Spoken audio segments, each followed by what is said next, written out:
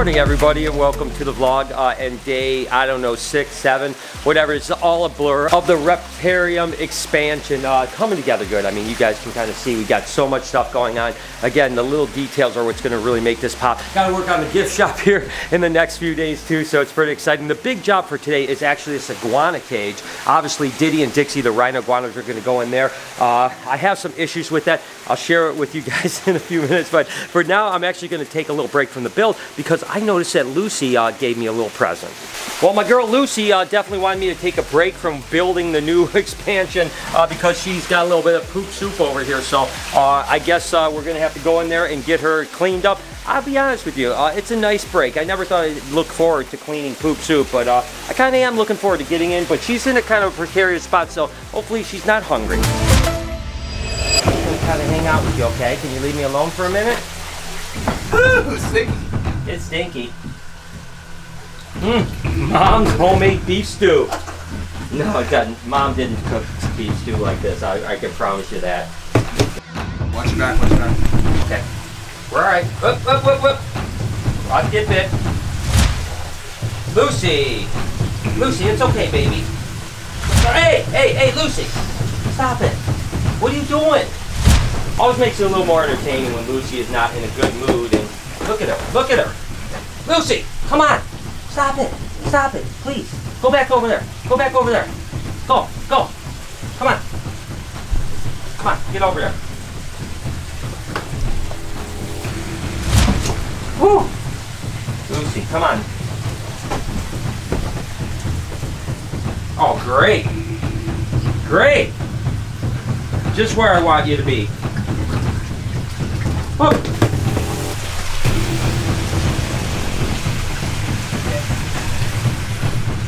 Boy, I tell you what, she is in a bad mood today. She's been pretty good this last few months, but obviously today she decided she didn't want to be my friend anymore. It's okay though. We'll get her. Stay right there, okay? We're friends.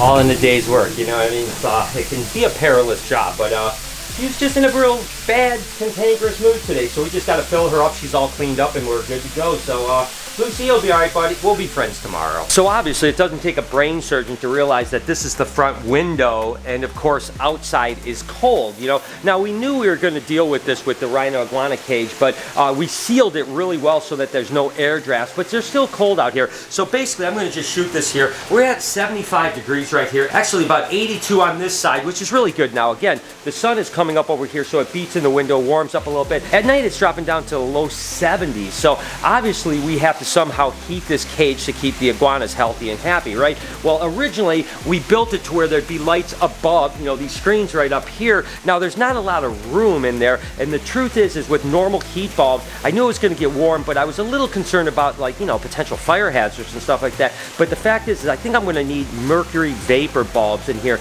to really heat this up. They're a lot higher output. They can actually push heat down way up there. They're made really for large enclosures, but I don't want to put them up in the ceiling because that would definitely be a fire hazard. So I'm going to have to hang some lights in the cage, which is completely fine, and then somehow get the wires above here. So just kind of trying to source this thing out. It's going to look completely fine. But always my first thoughts are how to keep the animals happy before even the aesthetics of the cage, right? I'm gonna hang a couple lights up in there. I don't have mercury vapor bulbs, so I'll just have some heat lamps for now, and then here in the next few days get the mercury vapor, and then we can really mess with it. And the truth is, even with large cages like Ivy's cage or these guys, I may have to go with some mercury vapor because, again, by the time you get all the way from here, all the way down to here, the heat can actually dissipate. Now, Ivy's cage is really good, but when you have a 7-foot span from here to here, where like the albino iguanas are gonna go, I'm gonna have to make sure that this light can penetrate all the way down to the branches where they're gonna be at. If that doesn't work, we can use mercury vapor bulbs, but we can do it here because we have plenty of room up top. And the iguana cage would be sealed in, be way too dangerous. So let's go ahead, just jump in and get this problem hopefully solved.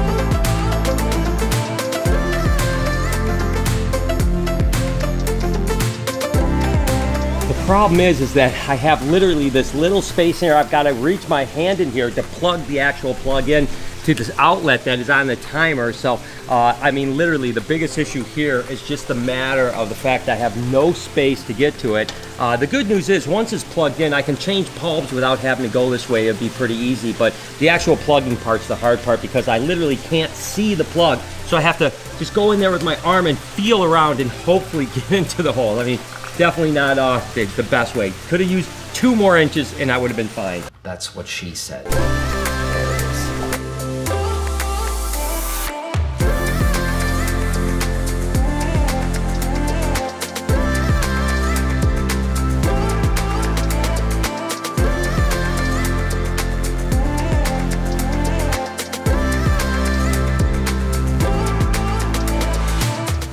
Okay, so that was definitely a challenge. I'll probably secure those cords a little bit better, foam up that hole. Gonna just have to pay attention again. What we'll probably do is a mercury vapor bulb in both of these, really push that heat down so that it's, you know, 95 on the hot spots, maybe even a little bit higher 90s. And then hopefully they can get down here and be in the low 80s. That way they got a good temperature gradient.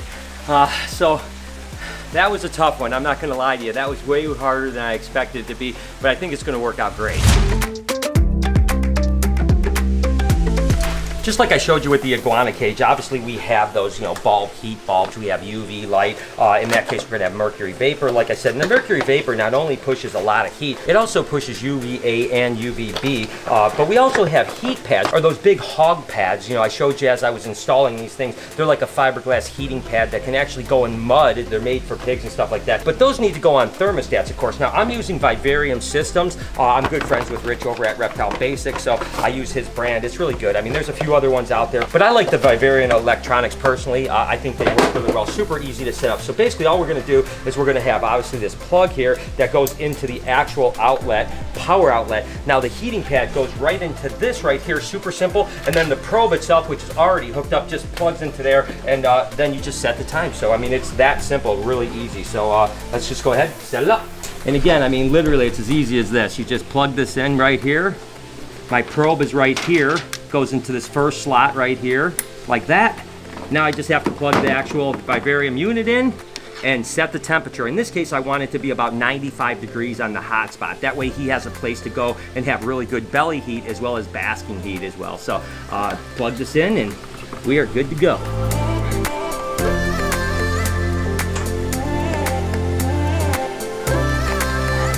Then again, you just go through the dials right here to set your actual temperature. You've got, you know, plus, minus, all that stuff. You can hit your nighttime temperatures. Right now, the probe is reading 73 degrees. And it's set at 80 degrees. So we're gonna bump it up to like 95 degrees. And this will take maybe about an hour to get up to size, and then he's gonna have belly heat. I'm gonna take all these water dishes, which are so cool. I love these things. There's of course a couple different sizes of big ones, a few different colors, and then some small stuff. So I'm just gonna kind of set them in and get a feel for where they all go, make sense and stuff like that. It's all part of the process, right? You know, so once the water dishes are in, then I can start to worry about like foliage here in the next few days, and then ultimately put animals in it.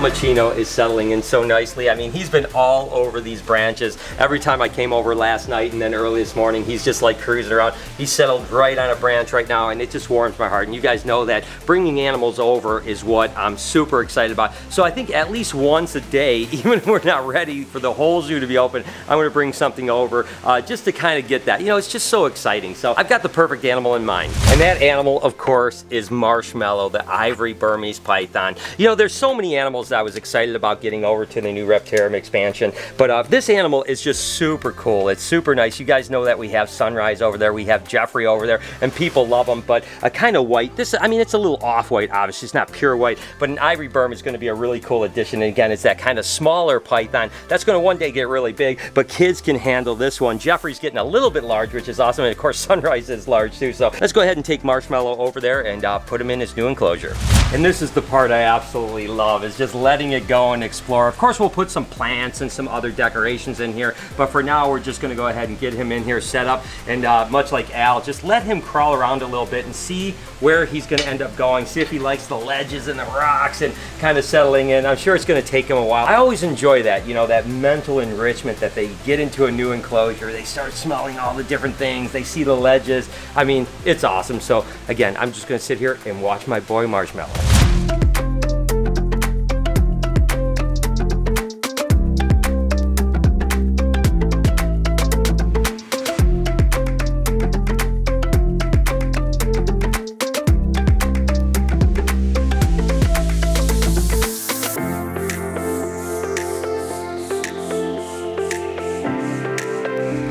Been a handful of hours. I just want to give an idea of what the temperature change in here. Already you see we're up to 85 degrees over here. We were down in the upper 70s before. Over here we're at 91 degrees. So that hot spot is 91 degrees. I want to get that up again to about 95, but you can see a massive difference. Even the lower cage is 82 degrees right here. So that just installing these lights alone bumped the temperature a good, you know, 5 to 7 degrees, with the hot spot jumping about 10 degrees. We get mercury vapors, it's really going to push that heat all the way down, and it's going to work out perfect. So mission accomplished. This was certainly the enclosure. Of course, Ivy, the anaconda's enclosure, I was probably the most excited about, because I knew this would be the centerpiece when people walk in and just kind of blow away. So it's even more incredible and larger than I can even have ever imagined, to be honest with you. Obviously, we've got to get some time for the water to cycle through, get all the kind of chemicals out. We need to go through a bacterial plume with our biofilter. So it's probably going to be a week or so before Ivy can actually get in here. Not to mention we'll have the water to warm up too. It's getting there. It's all getting there. And again, we'll get some foliage, some plants kind of hanging out, draping from the ceiling, stuff like that. So it feels kind of Amazonian in here. But wow, I tell you what, this is incredible. Now, I think Noah's going to have some fun with the 24-hour challenge in here for sure.